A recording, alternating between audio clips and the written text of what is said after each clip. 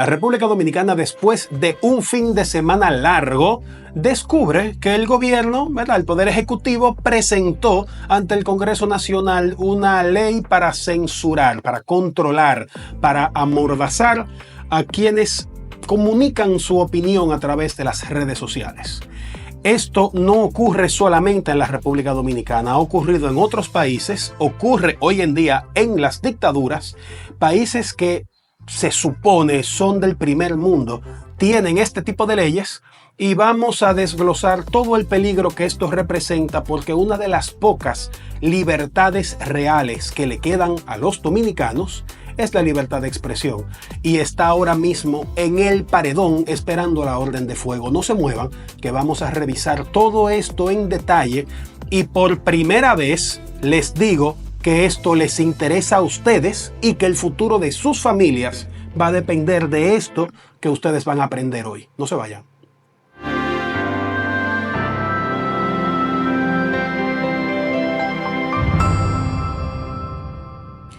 Hola amigos, bienvenidos a Titico RD.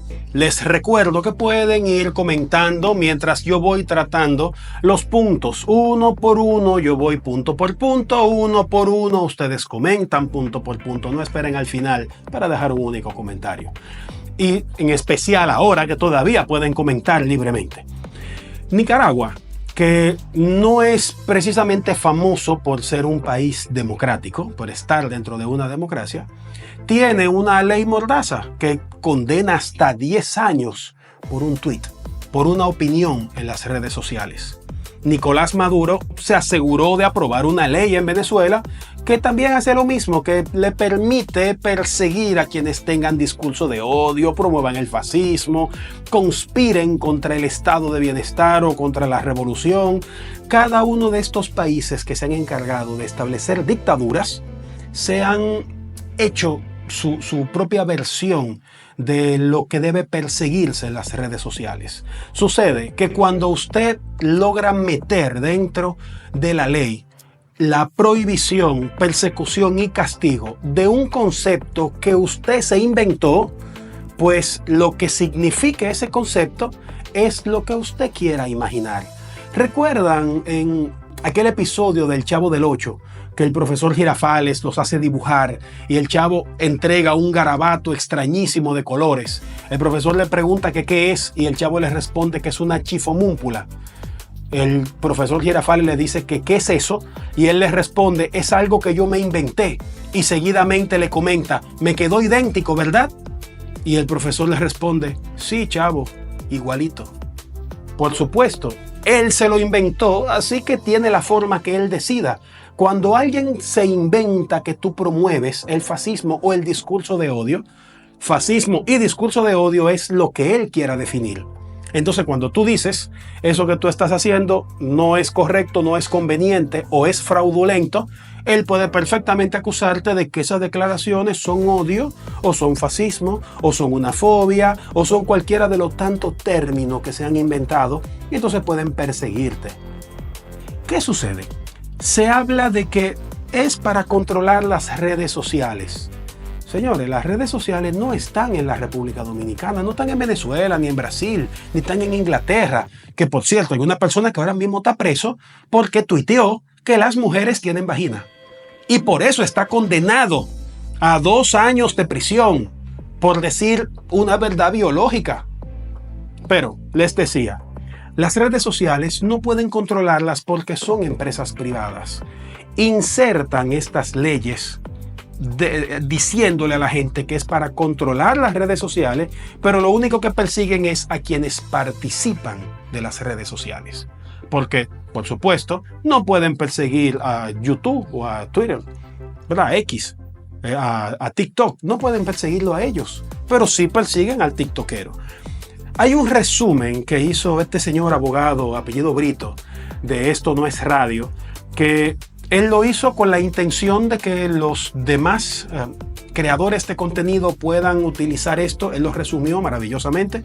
Debo señalar que yo escasamente coincido con el señor Brito en el fondo, aunque en la forma sí suelo coincidir mucho. Su línea de pensamiento que lo lleva a sus conclusiones se parece mucho a la que uso yo, aunque nuestras conclusiones siguen completo camino absolutamente diferente. Pero en esta ocasión, él hizo un resumen que yo aprovecharé esa oferta que él hizo, así que se lo mostraré a ustedes. Mírenlo y continuamos en breve. 1. Riesgo de autocensura y limitación a la crítica. Permitir que una entidad estatal tenga poder sancionador sobre contenidos publicados por particulares puede generar miedo entre los ciudadanos y periodistas. Ante el temor de represalias, muchas personas podrían abstenerse de opinar sobre asuntos políticos o sociales sensibles. 2. Ambigüedad y subjetividad en los términos. Conceptos como contenido ofensivo, honor, dignidad o desinformación son altamente interpretativos y podrían usarse arbitrariamente para justificar sanciones. La ausencia de criterios objetivos abre la puerta a decisiones discrecionales y selectivas. 3. Posible contradicción con tratados internacionales. Aunque el proyecto menciona instrumentos como el Pacto de San José y la Declaración Universal de los Derechos Humanos, el poder otorgado al INACOM contradice el principio de mínima intervención estatal en la libertad de expresión. Estos tratados protegen incluso expresiones que resulten ofensivas o controversiales, siempre que no inciten directamente a la violencia. Efecto amedrentador sobre prensa y ciudadanía. La amenaza de multas, cierres de cuentas o suspensión de transmisiones puede disuadir a medios independientes, influencers o ciudadanos comunes de participar en el debate público. Esta medida podría debilitar el rol de la prensa como fiscalizadora del poder y restringir la diversidad de opiniones. 5. Riesgo de politización del INACOM. El hecho de que el presidente designe a las autoridades del INACOM y su dependencia del Ministerio de Cultura plantea dudas sobre su imparcialidad. En contextos electorales, podría utilizarse como herramienta para censurar voces opositoras o críticas. El señor Brito explicó de manera magistral, punto por punto, las partes que son altamente perjudiciales para la libertad de expresión que contempla esta ley. Pero esta es solamente lo que corresponde, digamos que a la semántica, porque a la hora del ejercicio es donde viene el desdoble del idioma. Insertar un concepto que todo el mundo cree que tiene un determinado significado para luego reinterpretarlo es muy fácil cuando esos conceptos son inventados, cuando son conceptos de nueva generación, como por ejemplo el discurso de odio.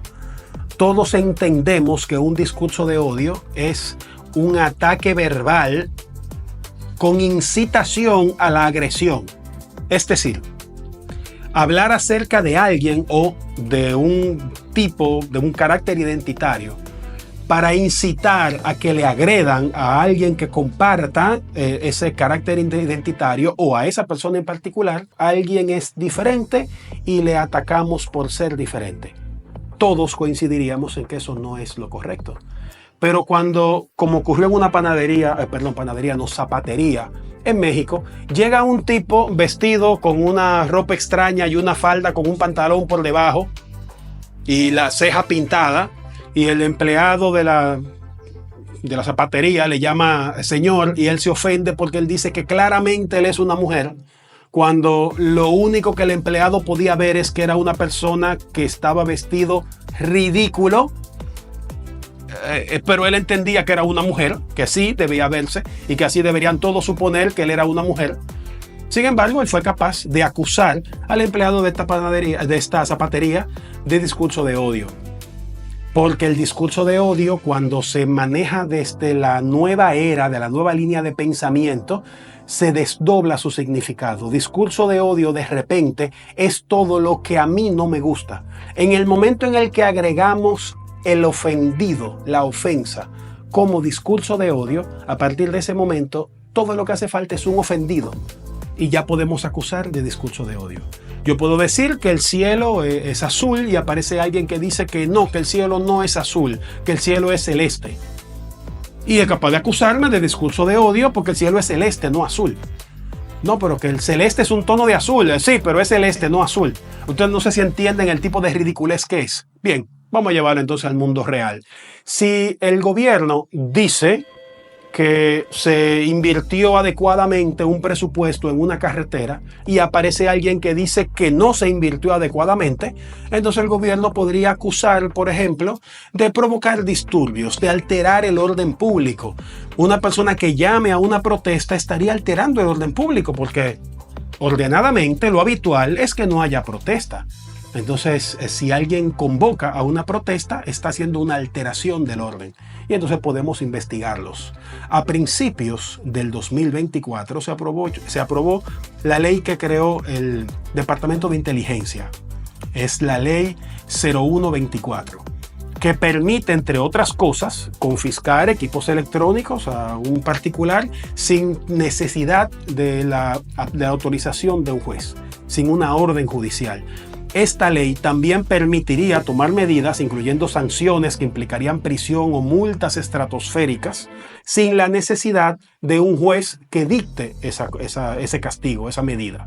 Una ley que permita algo como esto hará que un funcionario pueda quebrar una pequeñísima iniciativa de comunicación hecha por una persona que, al igual que yo mismo, que estoy en mi casa sentado frente a una cámara hablando, sin recursos, sin subsidios, sin publicidad estatal, sin ninguna de las facilidades que tienen las empresas de comunicación, se me puede arruinar poniéndome una multa que jamás en la vida podría pagar o encarcelándome.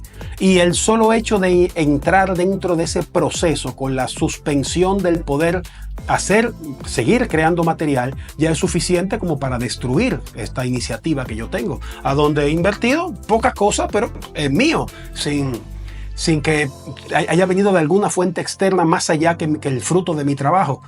Igualmente, debo señalar algo. Esto es para los comunicadores, dueños de medios, digamos, tradicionales. También ustedes van a ser destruidos en este proceso y me explico. Usted tiene al Estado que le hace favores, le coloca publicidad, que lo compra, lo soborna, porque tenemos los famosos periodistas bocina que reciben dinero del Estado. Pero tenemos otros medios que también se financian con subsidios, con publicidad estatal. Tenemos los empresarios que reciben favores de parte de los gobernantes porque los ayudan a llegar a ganar elecciones y entonces les retribuyen con favores y beneficios. La razón por la que existen periodistas bocina y por la que se financian medios de comunicación desde el Estado es porque en las redes sociales hay personas que no pueden ser sobornadas, que no son financiadas y que dicen la verdad, y que entonces el gobierno necesita a esas bocinas para que hablen bien del gobierno y nos rebatan a nosotros nuestros argumentos.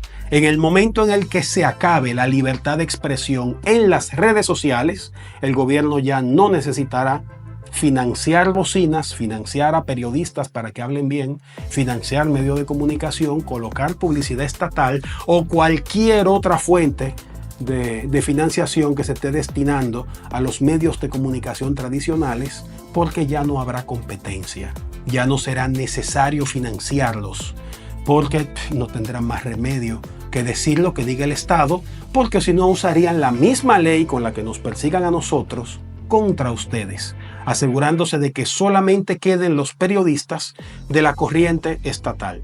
Ese caso ocurre con Vito Quiles en España, que en la Cámara de Diputados es el único periodista que no está a favor del gobierno, tomando en cuenta, para los que no saben, el gobierno en España emana de la Cámara de Diputados. Los diputados escogen quién será el presidente, vicepresidentes y demás. Por lo tanto, de la Cámara de Diputados, ese periodista es el único que no está a favor del gobierno y es permanentemente humillado y maltratado incluso por los compañeros periodistas de él.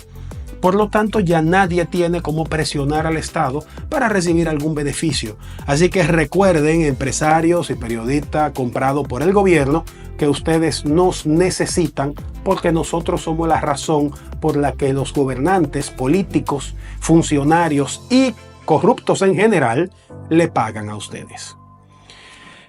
Finalmente, debo señalar que en la República Dominicana el oprimir nunca ha salido bien. Y eso el presidente debe tenerlo muy pendiente. Aquí no sale bien la opresión. La opresión provocó una revolución, provocó el ajusticiamiento de un tirano, provocó revueltas como las de la década de los 80, cuando el gobierno de Salvador Jorge Blanco. La opresión y la corrupción también provocaron marchas como la del Millón en la Plaza de la Bandera, que terminó costándole el gobierno al PLD. Y el PRM no está exento de la furia y la voluntad del pueblo. Entonces, Abinader, vamos a llevar la cosa bien, vamos a llevarnos bien. Total, ¿qué te cuesta tener que soportar el que uno te diga la verdad de vez en cuando? De hecho, te ayuda porque te saca de tu cámara de eco. Ahí donde los lambones te tienen metido, que no dejan que tú te enteres de lo que realmente está pasando. Pues por aquí, por este tipo de canales, donde te lo dicen, donde te dicen realmente qué es lo que pasa, qué es lo que le sucede a la ciudadanía, qué es lo que está pensando. Para que tú te hagas una idea de si tú puedes salir de paseo o no a la calle, de qué te van a gritar cuando te vean. Aquí es donde tú te enteras. Porque en la cámara de eco donde los lambones te meten, ahí adentro no te vas a enterar de lo que está pasando. Todos los que sean influencers y participen de los medios de comunicación deben hacerse eco del peligro que representa una ley como esta, sobre todo porque ya existen leyes para velar por el honor, la buena imagen, pues ese tipo de cosas. Para que se demande por difamación, siempre ha hecho falta una persona que fue difamada. Si queda en manos del Estado a través de una ley, algo como la ofensa, no hace falta un ofendido para procesar a alguien. El Estado podría decidir que tal o cual discurso es ofensivo y sin que nadie se haya ofendido, perseguir a un influencer que lo que tiene es una iniciativa personal en su casa. Bueno, ya si este video le gustó, pues dele a me gusta. Y si no, pues entonces mire este otro video, porque también tengo otros detalles que voy a tratar sobre este punto. Hay otra óptica que le voy a dar, que ustedes lo van a ver aquí en este video que está por aquí. Denle clic y nos vemos en el próximo.